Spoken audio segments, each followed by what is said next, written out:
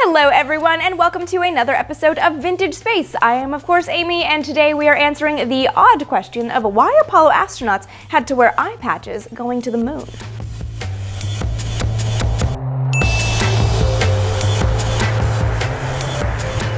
So shout out to Curtis for a very good question. He came to my talk in Seattle recently and then emailed me a video showing John Young wearing an eye patch in an Apollo command module. He asked me why, so I have the answer, and it all comes down to navigating between the Earth and the moon. So let's backtrack for just half a second here and talk about how hard it is to navigate between two moving bodies, namely the Earth and the moon, which is orbiting around the Earth. This was the question put to the instrumentation lab at MIT, and it was actually the first ever contract let for the Apollo program because NASA knew that this was going to be a very tough nut to crack.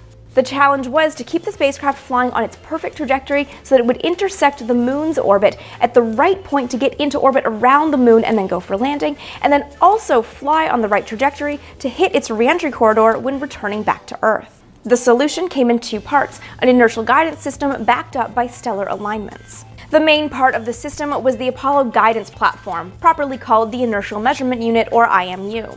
This used 3 gyros offset from one another at different angles and accelerometers to measure any deviation from the computer's programmed alignment with respect to inertial space. Feedback loops use signals from the gyroscopes to control motors on each axis that work to keep the platform stable, to keep the spacecraft flying on its prescribed trajectory. The problem was, as good as the IMU was, it did drift off of its nominal trajectory, so the platform had to be realigned once or twice a day, and NASA did this using a sextant, just like sailors used to do. The optical portion of the Apollo guidance system used sightings of the Earth, the Moon, or set stars. These corrections were done using a sextant and computer programs input by the astronaut. Both the Apollo lunar and command modules had an optic system built into the hardware of the spacecraft, which meant that it was fixed in the body of the vehicle. It couldn't be moved around because it was going through the pressure hull. The astronaut would key in a coded number for a given star, and the computer would then orient the spacecraft's optics so the star was centered in the eyepiece and crosshairs as seen in the telescope. Then the astronaut would sight the star himself, seeing whether the star was actually in the center of the crosshairs or whether it was some distance away.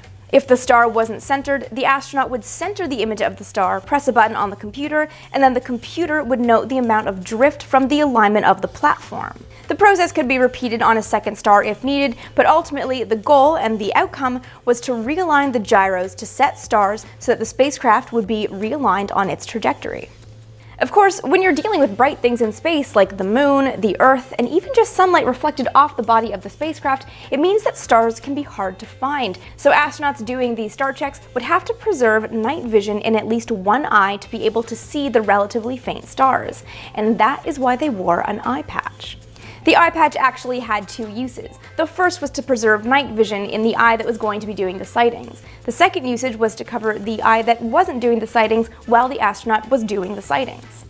The eye patches were made of room temperature vulcanized rubber, and there were 2 on board, one in the command module and one in the lunar module. And after first flying on Apollo 9, there were no changes made to the eye patch because it was deemed sufficiently effective. So no, the astronauts were not playing pirates in deep space, but they were channeling their seagoing forefathers, using an eye patch and a sextant at the same time.